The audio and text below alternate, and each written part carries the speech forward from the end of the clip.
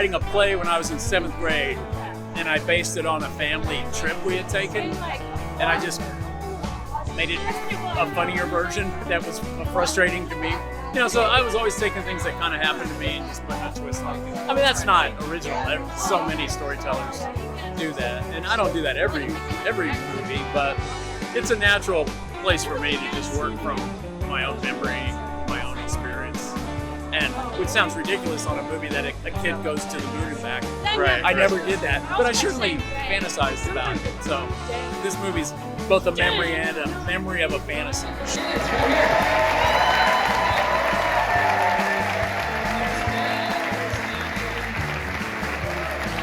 I really like the film. Yeah. It's really wonderful, and the dad has a real sort of, a quiet masculinity. And the first time I saw it, I thought to myself, like, I don't remember being that quiet, you know what I mean? But also with Rick, he kind of tempers everything, and just like, so it's partly his dad, partly my dad, and then partly just the universal TV dad, the 60s mellow TV dad. Because with 6 kids, such that it is, you got to be the voice of authority as quickly and as succinctly as possible, or it's going to be head-cracking time. Is that one a hippie? Yeah, that's a hippie. How about that one? No, his hair's not long enough. But he's wearing bell bottoms. Okay, that's a hippie. But I do love in that scene how you lock the door right after that, and I wonder if I may be thinking about this a little too deeply, but is there some sort of connection between your mom with her paranoia and how that may have rubbed off on her, and that's maybe why she's thinking that? Totally. I mean, I think every mom passes down some sort of anxiety to their child, especially daughters from mothers. When I was 8 or 9, we were watching Dateline. You know what I mean? Because that's just what you watch on Saturday after Golden Girls. Mom would let you stay up a little late.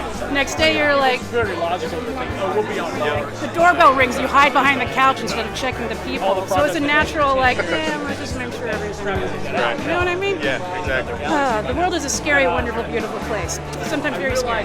Sure is. Yeah. That's why it's nice to watch a movie like this. Exactly. Oh, hey, nice. Yeah. Mission?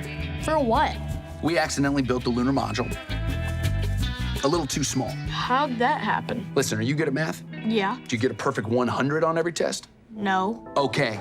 It's just loaded with all those like childhood things, exactly what you're talking about, like things that you don't think twice about. But he has this amazing ability to exactly capture mundanity and turn it into these profound things that really evoke incredible emotional responses. Because we've all gone through them in decades after decades after decades. These are childhood things, that have persisted.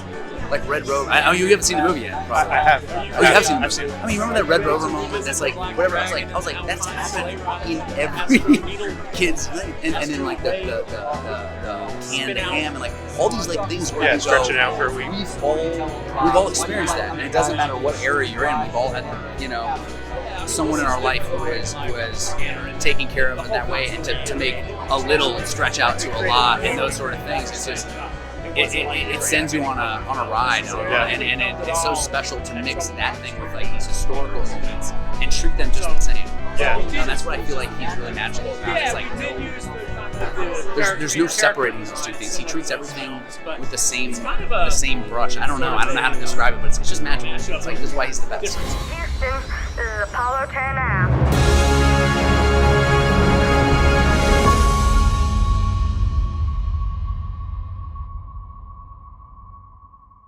I can't tell you how much I laughed my ass off as a dad when Right. you're walking over to take the wood from the lot next door, and you're like, it makes sense because we paid so much money. That's how I think as a dad. And that's also how dads validate stuff. It's like, I think this is theft. No, I see what you think, that this is me stealing wood from but no. The other cute line is and I got from my dad, it's like, well, why don't we ever get a new tire? Like Rick and I were laughing about the fact that, like, back in the day, you bought used tires sometimes. That's bananas. Are you kidding me? How could you even conceive of doing that right now,